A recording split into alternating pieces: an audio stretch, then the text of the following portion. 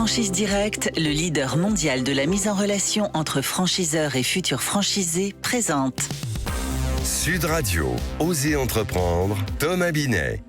Et bonjour Thomas. Bonjour Laurence. Au sommaire d'Oser entreprendre ce matin.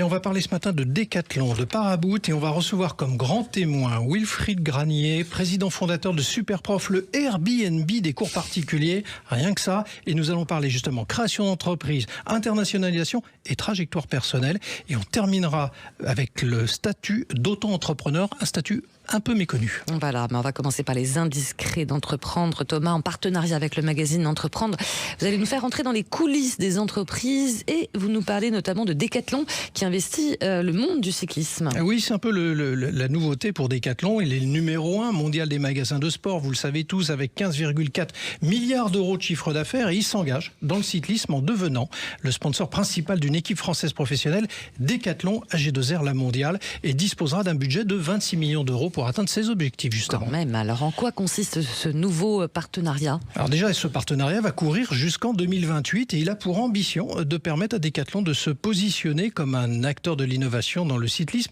avec ses vélos Van Rysel, fleuron de la marque française, et d'asseoir sa réputation en tant que fournisseur d'équipements de premier plan. Decathlon veut devenir l'un des 5 principaux constructeurs de vélos au monde. Alors, votre saga de la semaine, et là vous nous emmenez du côté de la célèbre marque de chaussures haut de gamme Paraboot. Absolument Laurence, oui, c'est une entreprise d'abord familiale qui a été créée en 1908 et dont le nom ne sonne pas français, et pourtant créée à Saint-Jean-de-Moirans dans l'Isère. La famille Richard gère cette entreprise depuis 4 générations. C'est en 1926 que le nom Paraboot apparaît pour la première fois. Ce nom est un assemblage de Para, un petit port d'Amazonie où il se procure le latex, et de boot, une étrange chaussure que l'industriel a découverte lors d'un voyage aux États-Unis.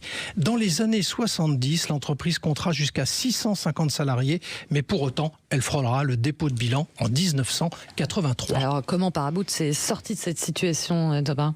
C'est un modèle iconique qui s'appelle Michael, ou Michael si vous voulez faire à l'anglaise, qui va sauver Paraboot. Vendu 460 € aujourd'hui, cette paire de chaussures est toujours vendue aux 4 coins du monde et fait fureur à l'étranger. Plus de 30% de croissance en seulement 4 ans, avec un chiffre d'affaires de 24 millions d'euros pour 140 salariés et 160 000 paires de chaussures vendues. Bref, cette entreprise familiale de renommée se hâte à son rythme afin de se pérenniser. Voilà, on passe au témoin de la semaine. Thomas, nous sommes avec Wilfried Granier, président fondateur de Superprof, le Airbnb des cours particuliers. Superprof, il faut le rappeler, quelques chiffres, 2500 matières proposées dans 50 pays, 32 millions d'élèves qui ont donc recours à cette formation dans le monde et 26 millions de professeurs actifs, rien que ça. Hein. Bonjour. Bonjour Laurence, bonjour Thomas, merci de me recevoir. Wilfried Granier, c'est en 2013 d'abord que vous décidez de lancer Superprof. Sans lever de fonds, avec 25 000 € injectés de votre poche, aujourd'hui vous réalisez 42 millions d'euros de chiffre d'affaires avec un taux de croissance de 100% chaque année. Qu'est-ce qui vous a poussé à vous lancer dans ce type d'activité d'abord ? Écoutez, moi j'avais envie à cette époque-là de créer vraiment la boîte de mes rêves. Donc la boîte de mes rêves, c'était déjà une société internationale et puis une boîte à impact. C'est-à-dire que moi je voulais avoir de l'impact sur le monde. Je suis un doux rêveur, Thomas, et je trouve que l'éducation, c'est vraiment la chose qui a le plus d'impact sur Terre. Moi, je suis fils d'enseignant. Alors, est-ce que ça vient de là, je ne sais pas. Et puis, j'ai aussi sponsorisé toutes mes études en donnant les cours particuliers, et j'ai adoré, en fait, la relation de confiance qu'on arrivait à créer avec un élève, et cette relation qui permettait à l'élève, effectivement, de réussir ses diplômes et compagnie. Donc, vraiment, j'ai adoré. Et à l'époque, en fait, il n'existe pas en fait de site de confiance qui permet de trouver le professeur parfait. Alors justement, on va en parler parce que votre modèle est un peu différent des autres. Votre promesse, c'est avec Superprof, vous trouverez le professeur parfait, car ce modèle justement est de permettre à l'élève de choisir son professeur dans tous les domaines. Oui. Bon, je vais vous taquiner un petit peu, c'est The Voice. C'est The Voice à l'envers parce que du coup c'est l'élève qui va choisir son professeur. Mais oui, un petit peu, si vous voulez, c'est parti d'une idée que il est très important que l'élève se sente super à l'aise avec son professeur.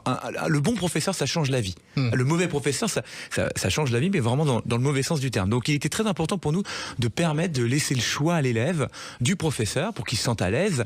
Et puis aussi également après, le professeur va va parler avec l'élève, l'élève va expliquer son projet pédagogique, et le professeur va aussi accepter la demande de cours. Donc c'est vraiment de ce double matching entre l'élève qui choisit son prof et le prof qui accepte son élève que va naître vraiment une alchimie, et qui va être effectivement un cours qui va se passer dans la bonne ambiance, la bienveillance, et de là évidemment il va naître de la performance. Alors votre marché est gigantesque, 96 milliards d'euros dans le monde. Oui. Votre croissance est aussi incroyable, et vous avez ouvert dans 50 pays, dont les États-Unis et la Chine, qui est votre 50e implantation. Comment digère-t-on une telle croissance? Parce que on dit toujours, on peut se casser la figure quand on n'a pas de business, on peut aussi se casser la figure quand on croît trop vite. Alors moi j'ai jamais compris vraiment cette phrase, mais parce que j'ai la chance en fait d'être bien entouré depuis le début. Depuis le début, j'ai réussi à m'entourer d'une équipe de camarades, vraiment de mousquetaires, qui me suivent dans mes aventures à l'international, parce que c'est vraiment une vraie aventure. Et en fait, depuis le début, il faut imaginer effectivement, comme vous l'expliquiez au début, c'est que on n'a pas levé d'argent. Donc nous, on sait fabriquer avec très peu de moyens, avec 3 bouts de ficelle, on arrive à fabriquer quelque chose. Et en fait, toute mon équipe aujourd'hui, en fait, on sait faire ça, c'est avec peu de moyens en fait à développer des choses, et on est tourné vers la qualité du professeur, le recrutement des professeurs. Et donc quand on lance des nouveaux pays, en fait, voilà, on va essayer de constituer toujours de la même façon une bonne communauté de professeurs. Et après, le bouche à oreille, en fait, fait le reste, parce que c'est un service qui plaît énormément. J'ai lu de votre part que vous disiez que les chefs d'entreprise sont des nouveaux aventuriers. Les entrepreneurs sont de nouveaux aventuriers. En quoi le sont-ils pour vous? Alors, il y a les aventuriers des temps modernes, c'est ça l'expression. Ouais. Non, mais aujourd'hui, en fait, je trouve que l'entrepreneur, c'est quelqu'un qui fait encore rêver. Enfin, moi, en tout cas, ça me fait rêver quand je vois des parcours entrepreneuriaux, quand je vois des histoires de chefs d'entreprise qui ont monté des équipes, qui se sont lancés à l'international. Ça me fait encore rêver. Donc, voilà, c'est ce que j'essaye de lancer un petit peu à la cantonade, à qui veut l'entendre. C'est-à-dire que vraiment, l'entrepreneuriat, pour moi, c'est quelque chose de fabuleux, et j'invite tout le monde à se lancer dans l'entrepreneuriat, parce que on vit des aventures incroyables, entourés de gens exceptionnels. Wilfried Granier, vous êtes ingénieur de formation, d'accord. Oui. Donc on sait ce qu'est un ingénieur, et pour autant vous dites partout, quand on vous entend, que vous appréhendez les situations au feeling. D'une part c'est transgressif, et surtout c'est pas du tout l'image qu'on a d'un ingénieur. Alors oui, je suis ingénieur de formation, j'ai fait une maths sup, maths spé, donc effectivement des côtés très mathématiques, très rationnels et très compagnie. Formaté. Voilà, mais j'ai appris au bout d'un moment à utiliser cette formation, mais aussi un peu à la déconstruire et à savoir m'écouter. Voilà, j'ai appris effectivement à écouter les signaux faibles, et je pense que c'est ça qui fait partie du succès de Superprof. C'est-à-dire que si j'avais écouté que les chiffres et que j'avais regardé que le rationnel, je me serais peut-être pas lancé aussi vite dans des pays exotiques, dans des pays de cœur, mais je crois que j'ai eu raison de faire ça, et mon équipe aujourd'hui aussi, on est extrêmement tourné justement sur le côté cœur, quoi. Donc j'ai essayé de reconstruire un peu votre parcours. Vous m'arrêtez si je me trompe. Vous avez créé, vous avez revendu, vous êtes devenu directeur général dans la société qui avait été revendue. Vous l'avez quitté pour recréer une structure, et vous avez racheté en 2022 votre société d'origine. Pardon. Oui, alors, ma question, c'est, quand on est entrepreneur, il faut autant de mouvements? Le mouvement, c'est la vie, Thomas. Écoutez, oui, je crois. Moi, je sais pas rester les deux pieds dans le même sabot. Donc, il me faut des aventures, il me faut des défis. J'ai racheté 16 sociétés depuis la création de Superprof. C'est pareil, pour grossir plus vite. Donc, beaucoup de croissance interne, beaucoup de croissance externe. Donc, non, voilà. Et pour aller chercher de la croissance, il faut bouger énormément. Donc, oui, c'est ma dynamique.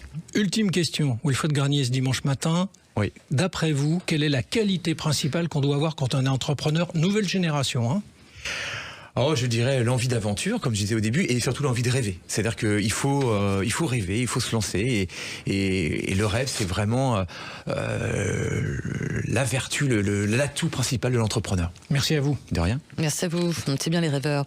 Merci beaucoup Wilfried Granier, et je rappelle que vous êtes le président fondateur de Superprof. Bruno, le spécialiste des fournitures et de l'équipement pour les professionnels, présente Sud Radio, Osez entreprendre, Thomas Binet.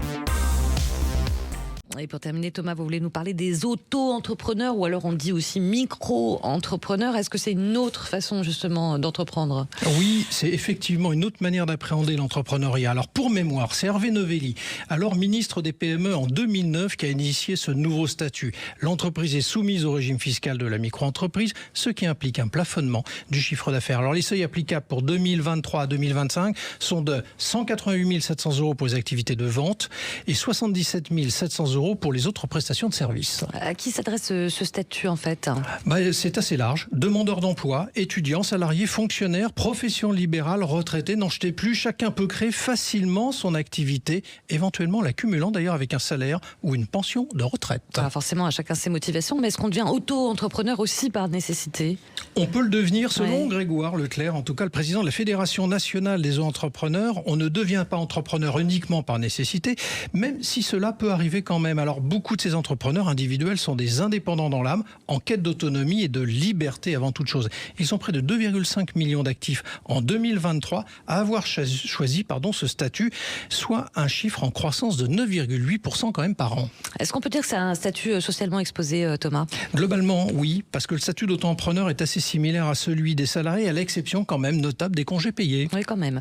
Parlons des avantages alors d'être auto-entrepreneur. Il y en a quelques-uns et le principal réside dans la simplicité des formalités. Ce statut a en effet de nombreux atouts: démarche de création simplifiée, comptabilité allégée, exonération de TVA, fiscalité avantageuse. J'en arrête là. On peut préciser que cela peut être un très bon statut pour tester son idée avant de se lancer avec une ambition plus importante, Laurence. Merci beaucoup, Thomas.